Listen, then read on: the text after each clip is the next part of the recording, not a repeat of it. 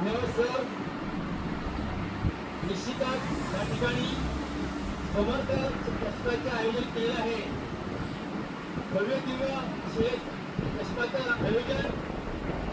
या आयोजनाचे पूर्णपणे सन्माननीय श्री मुकुंदजी गावणकर तसेच व्यासपीठावर उपस्थित असलेले त्यांचे मित्र या ठिकाणी जिल्हा परिषद सदस्य जोनीभाई तसेच प्राचार्य गावणकर त्यांचे मित्र विलास गावणकर आणि मांडवकर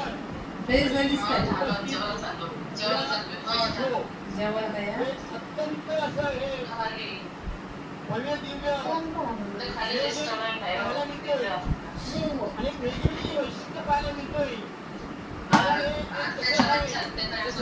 सुरुवातीला पाहिलं तर सामर्थ्य आहे तलवारीचे पाहिजे परमेश्वराचे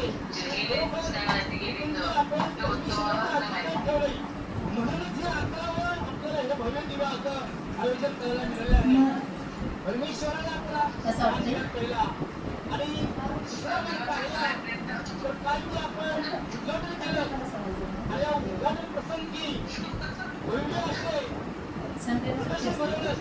महाराष्ट्राचे आराध्य दैवत राजे छत्रपतींची जी मिरवणूक काढली तर आमच्यासारख्या शिवप्रेमींना भरून आलं, आनंद वाटला की निश्चितच या ठिकाणी आमच्या महाराजांना एक मानाचं मुद्दा आणि पुढे वैशिष्ट्य पाहिलं तर साहेब बोलले की 33 बाई म्हटल्यानंतर आपण महाराष्ट्रात म्हटलंय महाराष्ट्रात आपण पाहिलं तर पुण्यासारख्या जिल्ह्यामध्ये ज्या बैलगाडी शर्यत असतात त्या बैलगाडी शर्यतीमध्ये आपल्याला शहाजी बापू डोंगर दरी गाडी आणि दुसरा नंबर लागतोय या ठिकाणी मुकुंदजी गावणकर 33 बाई आणि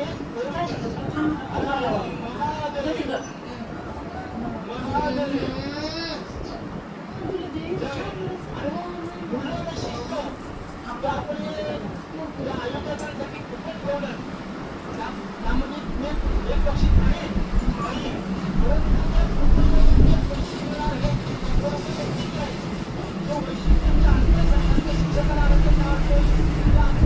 विद्यार्थ्यांना त्या पैशातून शैक्षणिक साहित्य वाटप करणार आहोत.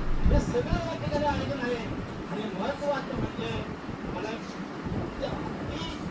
कसं असावं की या ठिकाणी हे घराद्वाशी भार्गव म्हात्रे हे काम करत आणि कृष्ण आणि सुदामाची अशी गोष्टी असावी.